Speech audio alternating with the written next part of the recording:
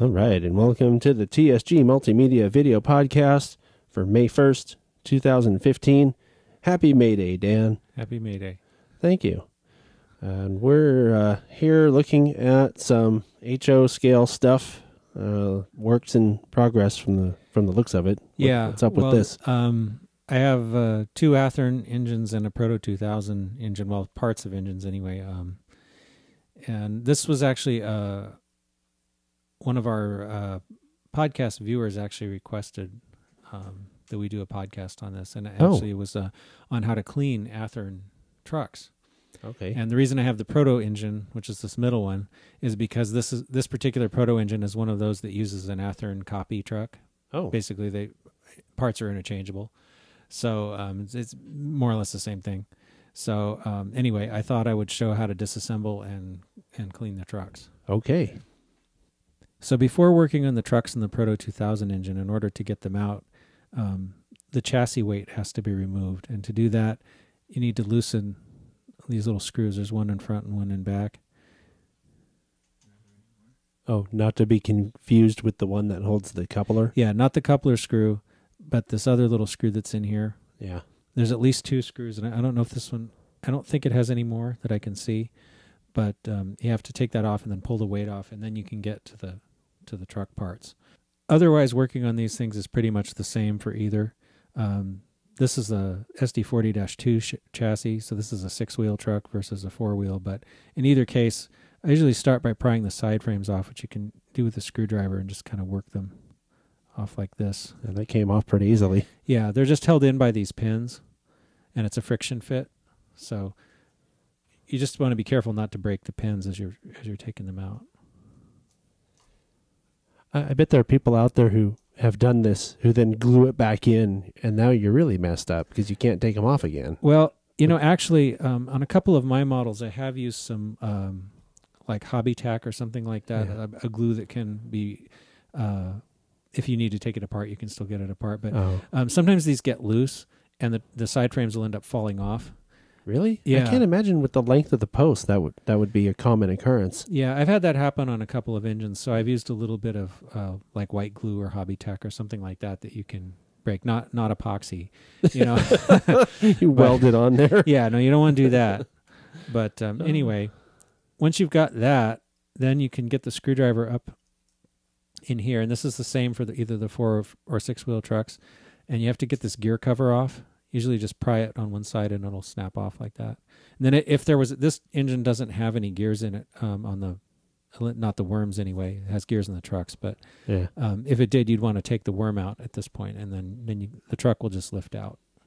So this is a 4-wheel truck and this is a 6-wheel truck, but they're both have a cover plate on the bottom, and it's pretty much held on the same way on both of them. There's these little tabs and these little notches here, and again, you just have to get in here with a screwdriver and kind of pry it up, first on one side and then the other, and then you can get the other end.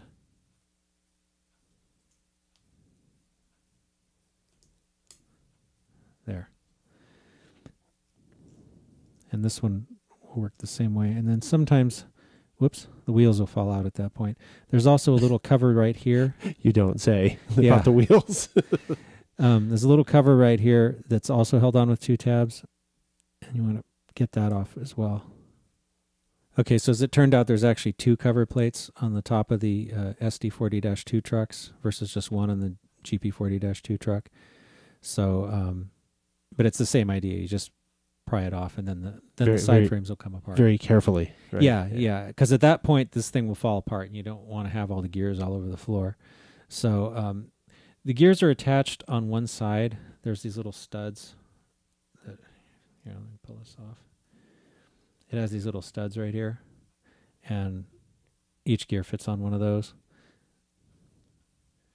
And now this particular one is already clean. There's actually no lubrication in here at all.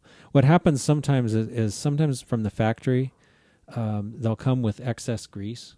Yeah. And sometimes the grease, if it's been sitting on a shelf, especially if it's been sitting for a really long time, like several years, can solidify. Right. And that can inhibit the trucks. That's why too much lubrication is really not a good thing. You really want to use as little as possible.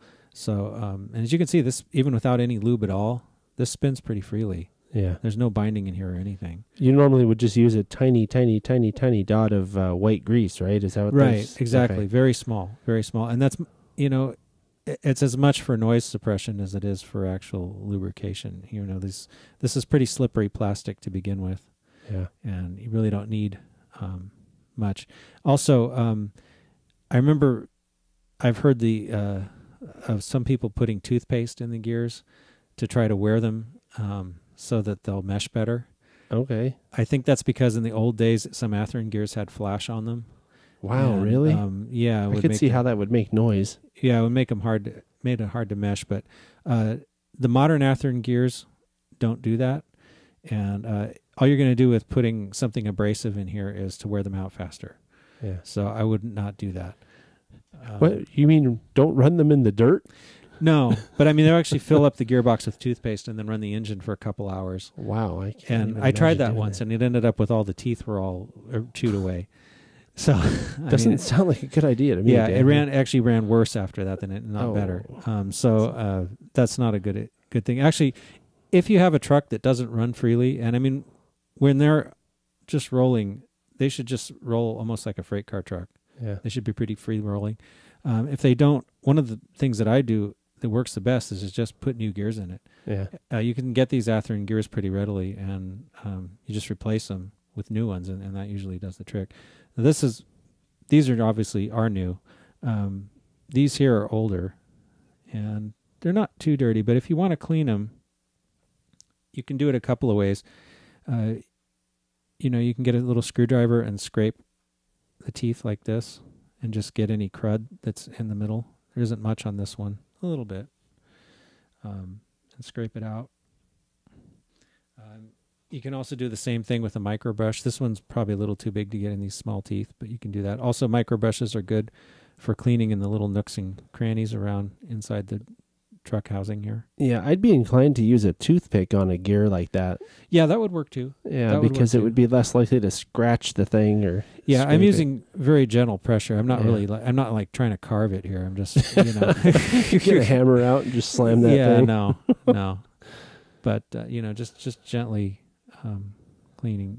Any little crud you find. What about something like lemon juice? Couldn't you just like drop that in lemon juice for 5 minutes and pull it out and rinse it off? Maybe. I've never tried that. You can also, if you want to, you can give these a wash in something. I mean, that might work, or alcohol would work. Maybe a mild detergent or something? Yeah. Even like, a Windex or glass cleaner or something like that would probably, anything with some kind of a detergent action. There is actually a little bit of hair, and I don't know if it's showing up on camera, but I can see some little hairs and guck on this gear. So. Oh, I remember guck. Yeah, that's the real word for that stuff. Yeah, it's not. This one isn't too bad, but all that little stuff is potentially going to interfere with the operation of the locomotive. So the other thing to do, and this one is pretty clean, but I've opened up some of these and I've seen like the inside of the truck casing just caked with dried up lubricant, and that's something you definitely want to scrape out. Yeah. And you don't have to get every little bit of it, but you want to get most of it out of there. It's not helping anything, and it's probably going to make it run worse. So, you can take all these gears out. I would recommend, trying to, a lot of them are interchangeable, like these two bigger gears are the same, but still I like to put them back in the places they came from. Yeah. I think I'd do those one at a time just so that I wouldn't mess it up. Yeah. You can also just like here, get them on a, wipe them on a towel. You just don't want to like leave little bits of paper stuck in the gear. You get the thing all put back together and it doesn't run at all. You take it back apart and find Kleenex or whatever stuck to it. Yeah, that wouldn't be too good. So basically, anything that works to clean this without hurting the gear is fine. Just make sure you don't put it in any kind of a solution that would attack the plastic, because you don't want to wear the plastic out. Yeah, so no gasoline. Yeah, nothing like that. You want to leave the gear in good shape. So to put this back together, now that I've cleaned it up, I'm just going to take, this is some Labelle 106 grease, which is plastic compatible. very important to use plastic compatible lubricants. Yeah, don't spray it with WD-40, right? No, because you can actually, if it attacks the plastic, you're sunk. Yeah, you'll be looking for new trucks probably. Yeah. So as you can see, I put very minuscule amounts of grease on these little studs where the gears go, and then I'll just put the gear back on it, roll it around a little bit.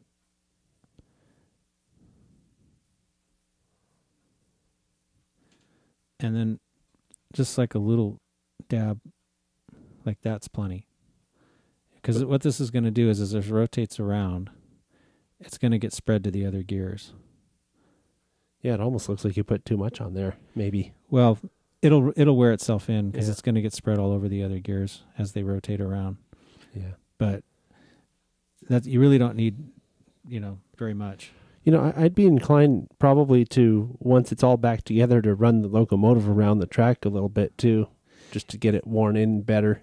Yeah, that would help. That would actually do the trick better. And then to reassemble it, I just put the other side back on, and it's just the reverse of how we took it apart. And I take this little top cover plate, or in the case of the 6-wheel truck, 2 top cover plates, put those back on, and drop the wheels back in.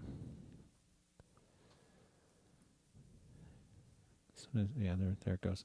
Is that these square bearings have to fit in these little square slots, so sometimes you got to kind of rotate them around a bit together. Yeah, watching you do it makes it look really easy, but I could see myself getting this thing apart and then just being totally lost. Okay, so before I put the bottom plate on, I'm going to take some conductive lubricant. The one in my hand happens to be from Atlas, but there's other brands of it. You just have to make sure that it's plastic compatible conductive lubricant, and it's usually sold in hobby shops. But I'm going to take some of that and just put a little drop on each axle bearing right here, because that's where, the power path is from the track to the wheel and then through these little copper bearings and then into the side frame. So you want to make sure that those surfaces have some kind of, lubricant on them that's conductive, because otherwise if you put a non-conductive lubricant, you can impede the electrical path. You could short it out on. Well, or you just wouldn't pick up power at all. Oh, wow. And then you just, once that's done, you just put the cover back on, and then, it should roll pretty good now. So that's pretty much it. Yeah. And then you just put the model back together. Yeah. Well, it doesn't seem too hard. Yeah, it's not really. These trucks are from a blue box unit, but a lot of the newer Athearn ready-to-roll units also use the same truck design. And like I said before, a lot of the Proto 2000 engines use a similar truck design. So it sounds like you've covered something that can be used on quite a few locomotives. Yeah. And when I said earlier about free rolling, this is what I mean. Oh, well, that's really free rolling. Yeah. It almost doesn't even look like something that belongs in a locomotive. Yeah, but that's how they should be, really, ideally. They should. I'm not, having to shove this that hard. So, that's what you want, because that means there's no hitches in the mechanism, nothing binding, nothing going to impede the motion of the wheels when it's actually connected to a drivetrain. Yeah, and looking at this, I think this might be part of the key to your locomotive success running at low speeds too. Exactly. Yeah. You want to eliminate anything that's going to make it hitch or hesitate or do anything like that. So that's one of the ways that I tune my Athearn and Protos. Yeah, to make them that's really cool. Better. All right. Well, I guess that'll do it for this video podcast. We'll be back next month with another one. And, if you find this kind of stuff helpful, make sure you subscribe. There's more coming. So, thanks for watching. Yeah, thanks.